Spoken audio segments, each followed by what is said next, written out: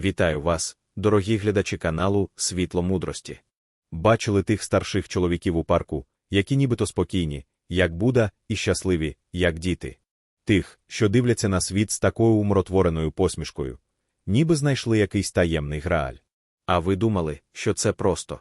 Що вони просто, нарешті, відпочивають? Ох, якби ж то все було так просто. Сьогодні ми з вами заглянемо за цю завісу щастя і спробуємо розгадати таємницю їхніх звичок. Це буде не те, що ви очікуєте. Гарантую. Отже, розпочинаємо. У старому Львові, на одній з тихих вуличок, притулилася бібліотека. Не та, що з глянцевими вітринами та комп'ютерами, а така, знаєте, де пахне пилом, старим папером і якимись, ніби забутими, історіями. Вона була майже покинута, але служила притулком для трьох незвичайних відвідувачів, які здавалися втіленням того самого щастя старшого віку. Олексій, вдівець, років за 70. Він завжди сидів за центральним столом, розгорнувши газету. Здавалося б, щоденна рутина. Але була одна дивна деталь – він ніколи не перегортав сторінку. Читав одну і ту саму. Щодня. З тим ж зосередженим виразом обличчя. Поруч з ним, зазвичай у кутку, сидів Петро. Той був справжнім веселчаяком, завжди з посмішкою. Йому було, мабуть, близько 65. Але Петро ніколи не сидів спокійно. Його руки завжди були зайняті, він безперервно шліфував якусь дерев'яну фігурку. Одну і ту саму. Мабував її, полірував, а вона так і залишалася незавершеною. А в самому кінці зали, біля вікна, що виходило на зарослий двір, сидів Сергій. Йому було, мабуть, за 75. Він не читав, не майстрував. Він просто сидів і годинами дивився на стару, потьманілу картину на стіні. Якийсь похмурий пейзаж. Його погляд був глибоким, майже гіпнотичним, ніби він намагався щось розгадати в тих вицвілих фарбах. Він був мовчазним. Справжній філософ. Я, як оповідач, часто навідувався до цієї бібліотеки, шукаючи спокою. І щоразу я бачив їх. Таких різних, але об'єднаних цим дивним спокоєм. Здавалося, їхнє життя – це суцільна іделія. Чи не в цих дивакуватих звичках криється їхнє таємне щастя? Чи, може, за цим зовнішнім спокоєм ховається щось інше? Щось, що не збігається з рекламними обіцянками золотого віку. Якось я набрався сміливості і підсів до Олексія. «Пробачте, що турбую», – почав я, «але я часто бачу, як ви читаєте цю газету. І завжди одну і ту саму сторінку. Це якась особлива сторінка». Олексій підняв на мене свої втомлені, але спокійні очі. На обличчі з'явилася ледь помітна усмішка. «Особлива?» – перепитав він, його голос був тихим, з легкою хрипкою. «Можна й так сказати. Це сторінка з оголошеннями. Продаж нерухомості». Я здивувався. «Ви шукаєте собі новий будинок?» Олексій зітхнув. «Ні, синку. Я вже давно нічого не шукаю. Мій будинок, він залишився там, де була моя дружина. Вона померла 6 років тому. І я просто читаю. Читаю про будинки, які вже давно продані. Продані, розумієш? Але я уявляю, як би ми з нею жили в цьому будинку. От, дивись», – він показав пальцем на маленьке оголошення про продаж двокімнатної квартири на Сихові. «Тут пишуть, що з вікон видно парк. Я уявляю, як ми сиділи б там ввечері, пили чай, дивилися на дерева. Або ось цей будиночок за містом, з невеликим садом. Я уявляю, як би вона висаджувала там свої улюблені троянди». Його голос був спокійним, але в ньому відчувалася така глибока, невимовна туга, що мороз пробіг по шкірі. Це був не пошук нового житла. Це був його спосіб контролювати своє минуле, оживити те, чого вже не існувало. Створити ілюзію вибору, ілюзію життя, яке могло б бути. Він не шукав нового дому, він шукав у ньому своє втрачене життя. Це ж не зовсім щастя, правда? Подумав я, це була гірка, але необхідна ілюзія. Це був його спосіб не збожеволіти від самотності, від втрати. Його щастя полягало в тому, щоб щодня занурюватися в цей уявний світ, де його дружина була жива, а вони разом будували плани на майбутнє. «Ось так і живу», – завершив Олексій, закриваючи газету. «Контролюю те, що вже не можу контролювати. Відпускаю те, що не можу втримати.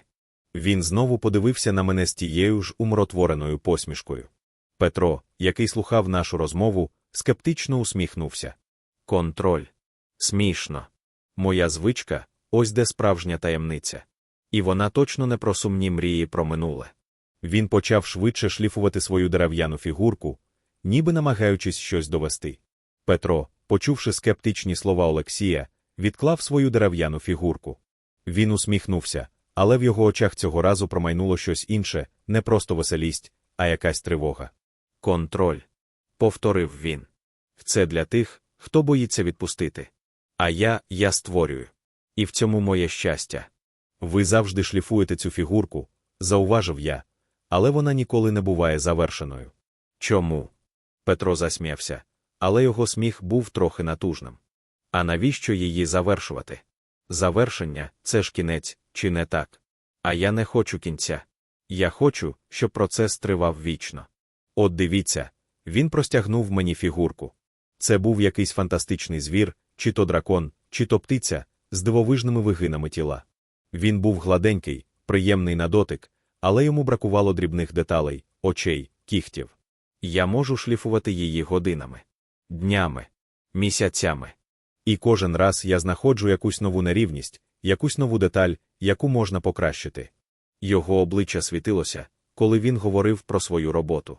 Це ж чудово, правда? Завжди є щось, до чого прагнути. Завжди є сенс. Доки я її шліфую, доки я її покращую, я відчуваю себе живим. Я відчуваю, що час не стоїть на місці, але й не летить стрімголов до кінця. Це як безкінечна подорож. І в цій подорожі немає фінішу. А значить, немає і кінця. Я дивився на нього, і веселість Петра набувала зовсім іншого, трохи моторошного відтінку. Його щастя було в постійній втечі. Втечі від думки про завершення, про кінець. Він не міг завершити фігурку, бо це було б рівносильно усвідомленню власної смертності. Це був його спосіб уникнути страху смерті та відчуття кінця життя. Його радість – це радість від процесу, що ніколи не закінчується. Він сам був у пастці цього безкінечного шліфування, що дарувало ілюзію безсмертя. Це ж не про щастя, подумав я, це про страх. Про величезний страх перед неминучим. І його спосіб впоратися з цим – це створити собі ілюзію вічного процесу. Сергій, який досі мовчав, уважно слухав Петра. Він повільно відірвав погляд від своєї картини. «Але ж втеча – це не відповідь, Петро», – тихо промовив він, його голос був глибоким і спокійним. «Справжня мудрість – це не відвертатися. Це дивитися правді у вічі. Навіть коли вона лякає». Він знову занурився у свою картину, ніби вона містила всі відповіді. Після слів Петра в бібліотеці запанувала тиша.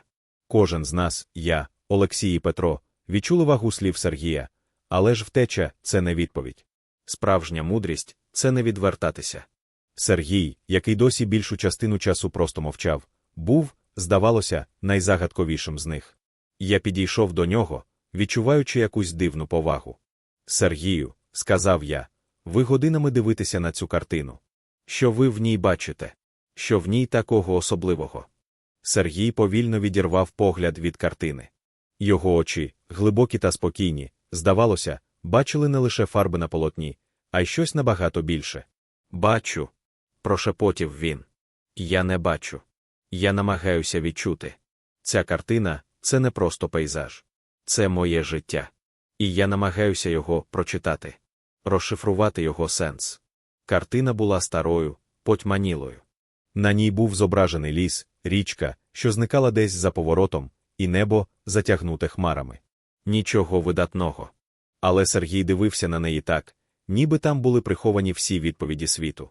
«Я прожив довге життя», – продовжував він, його голос був спокійним і розміреним. «Було все, і радощі, і втрати. І тепер, коли я вже на схилі років, я дивлюся на все це і запитую, а навіщо? У чому був сенс? Чи варто було все це? Ця картина – це як дзеркало. Я дивлюся на неї і бачу свої власні дороги, свої повороти, свої хмари і свої промені світла. І я шукаю відповідь, чи був у цьому всьому сенс? Чи просто я йшов, куди мене несло життя?» Його мудрість виявилася тяжким пошуком відповідей, яких, можливо, не існує. Це не було щастям у звичному розумінні. Це була боротьба з невизначеністю майбутнього, з розумінням, що життя йде до завершення, і з потребою знайти хоч якийсь сенс у минулому. Це був спосіб впоратися з найглибшими екзистенційними питаннями, які кожен з нас, мабуть, ставить собі рано чи пізно. «І що ж ви бачите?» – запитав я, відчуваючи, як у мене самого виникають подібні питання. Сергій зітхнув. «Бачу не завжди те, що хотілося би іноді, лише порожнечу. Іноді – усвідомлення, що багато чого було марно. Але іноді я бачу там маленьку іскорку світла, яка дає надію.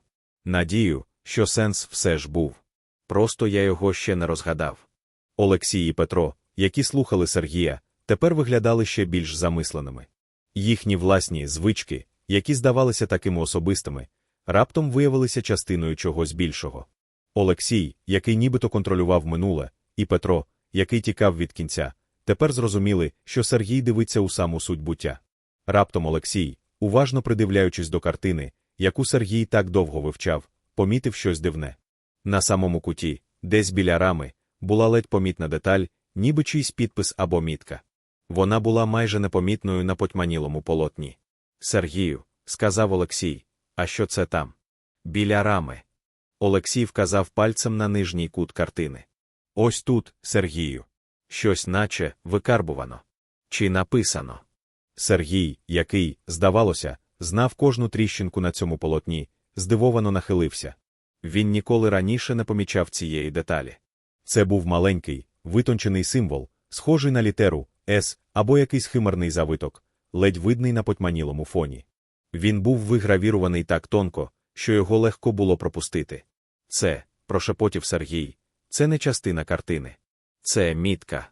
Петро, який досі тримав у руках свою незавершену дерев'яну фігурку, підійшов ближче. Його веселість зовсім зникла, замінившись серйозністю. Хтось залишив її. Хтось, хто, можливо, теж сидів тут, як Сергій, і дивився на цей пейзаж. Шукав щось. Або залишав послання. Відчуття було дивним. Ніби крізь час до них промовляв хтось інший, хто теж переживав подібні внутрішні конфлікти. Можливо, це був попередній власник картини. Можливо, хтось, хто так само, як Сергій, шукав сенс у своєму житті. Чи хтось, хто, як Олексій, сумував за втраченим. Або хто, як Петро, тікав від неминучого. Раптом усі троє чоловіків усвідомили, їхні таємні звички – це не унікальні дивацтва, а глибоко особисті механізми виживання.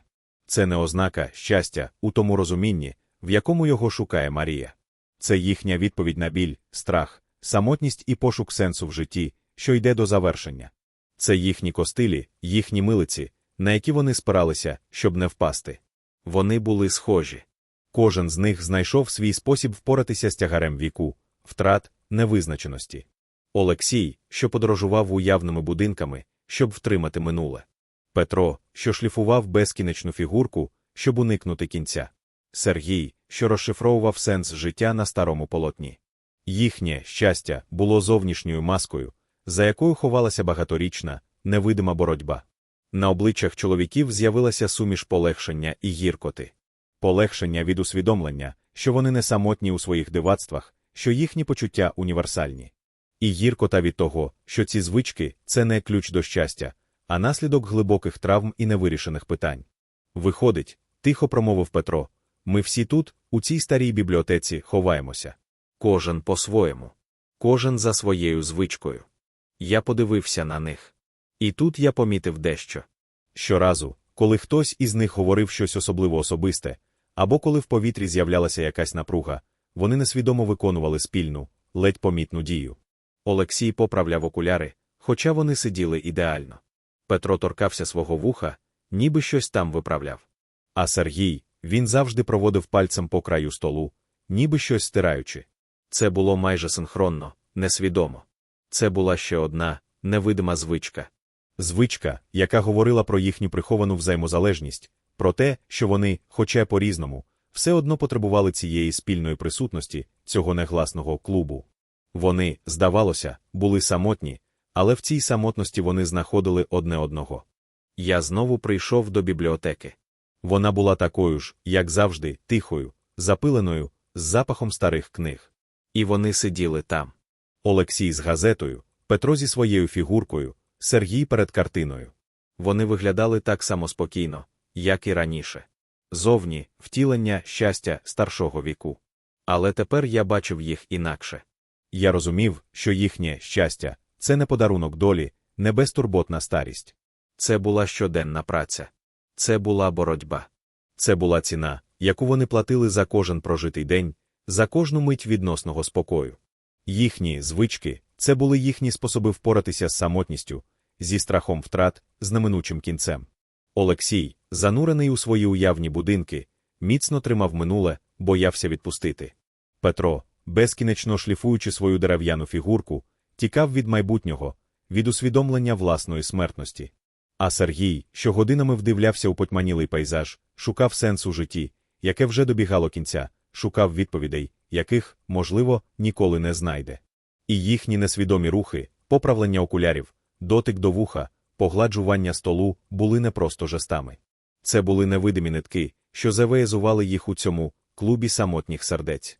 Вони, здавалося, були самотні, але в цій самотності вони знаходили одне одного, нехай і через мовчазне розуміння.